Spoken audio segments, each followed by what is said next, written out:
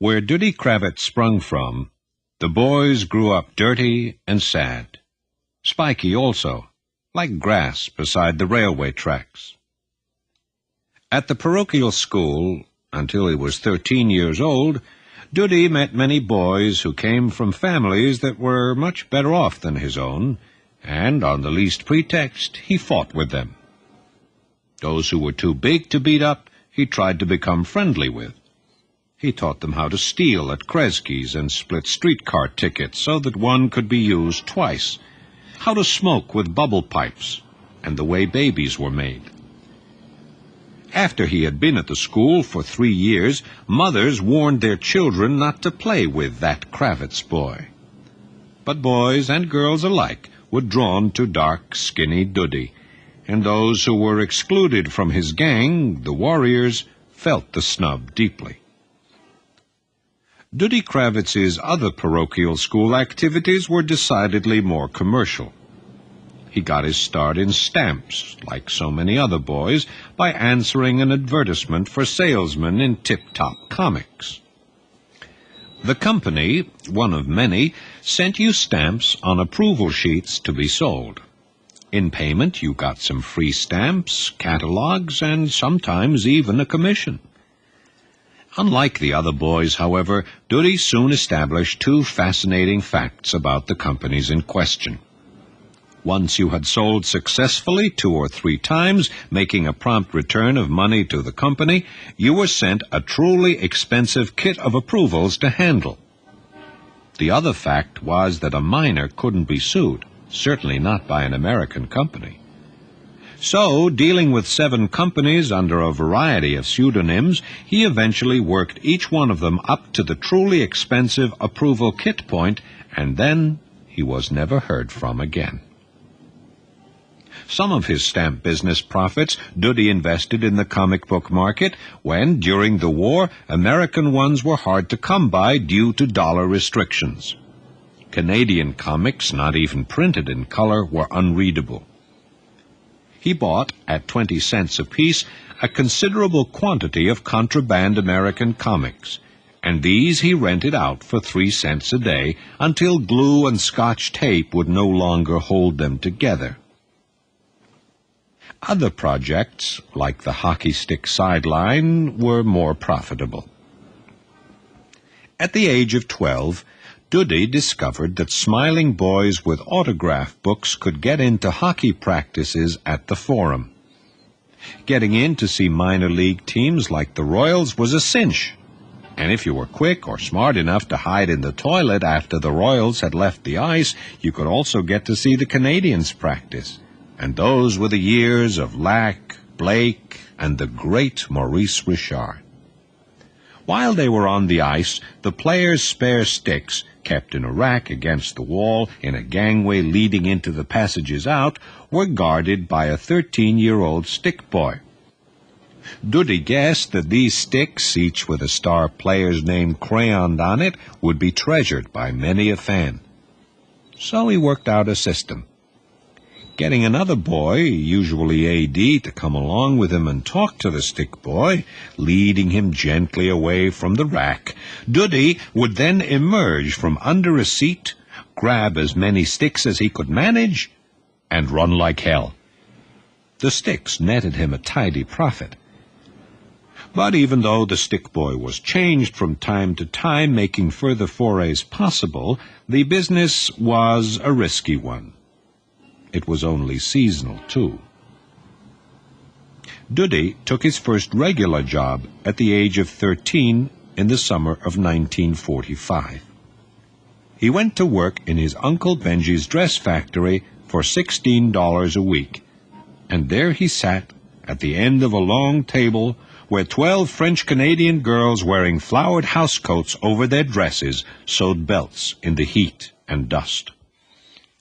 The belts were passed along to Duddy, who turned them right side out with a poker and dumped them in a cardboard carton. It was tedious work, and Duddy took to reversing the black and red and orange belts in an altogether absent-minded manner. Supporting the poker against his crotch, he'd roll the belts over it one by one. Duddy noticed that there were only 2 other men on the floor, and that when he supported the poker against his crotch, Adele, the youngest girl at the table, watched him out of the corner of her eye. She was a nervous girl, too, forever getting up to go to the toilet. One hot afternoon, after Duddy had got up to let her pass, Teresa indicated with a jerk of her head that Duddy ought to follow her. He waited a moment, coughed, and excused himself. The other girls giggled when he went off. Unfortunately for Duddy, his Uncle Benji passed by a half-hour later and saw that Adele and Duddy were gone and guessed where they were. Uncle Benji had Duddy transferred to the cutting room.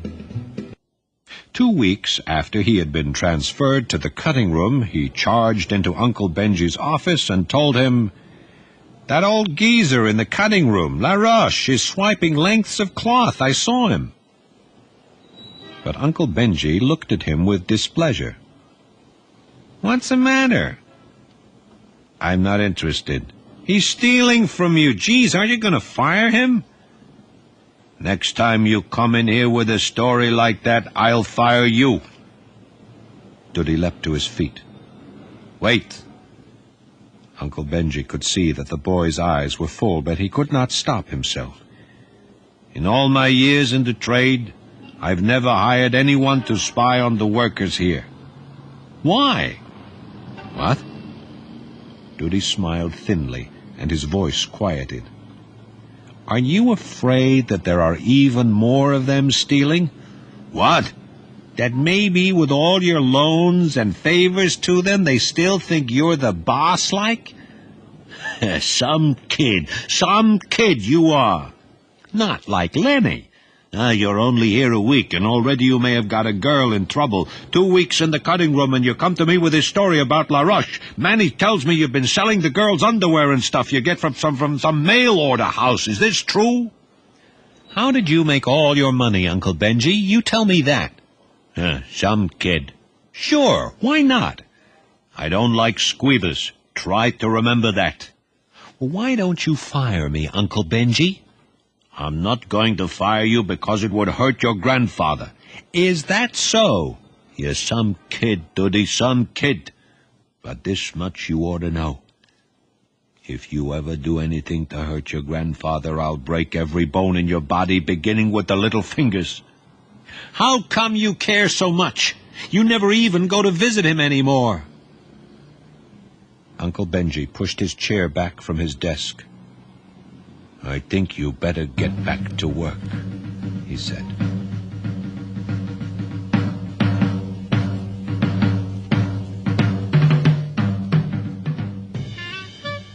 Duddy could have been born in Lotz, but 48 years earlier his grandfather had bought a steerage passage to Halifax. Duddy could have been born in Toronto, where his grandfather was bound for, but Simcha Kravitz's CPR ticket took him only as far as the Bonaventure station in Montreal, and he never did get to Toronto. Simcha was a shoemaker, and 2 years after his arrival he was able to send for his wife and 2 sons. A year later he had his own shop on a corner of Saint-Dominique Street. His family lived upstairs, and outside in the gritty, hostile soil of his backyard, Simcha planted corn and radishes, peas, carrots, and cucumbers. Each year the corn came up scrawnier and the cucumbers yellowed before they ripened, but Simcha persisted with his planting. He persisted through the long years, the wasting years. Then one Sunday morning, shortly after Duddy had graduated from high school, he took him into the backyard to teach him how to plant and fertilize and pull out the killing weeds. "Your grandfather was a failure in this country," he said. "Why?" "Your Uncle Benji, with all his money, is nothing too. Of your father, I won't even speak." The old man squashed a mosquito against his cheek with a surprisingly quick hand. "A man without land is nobody. Remember that, Doodle."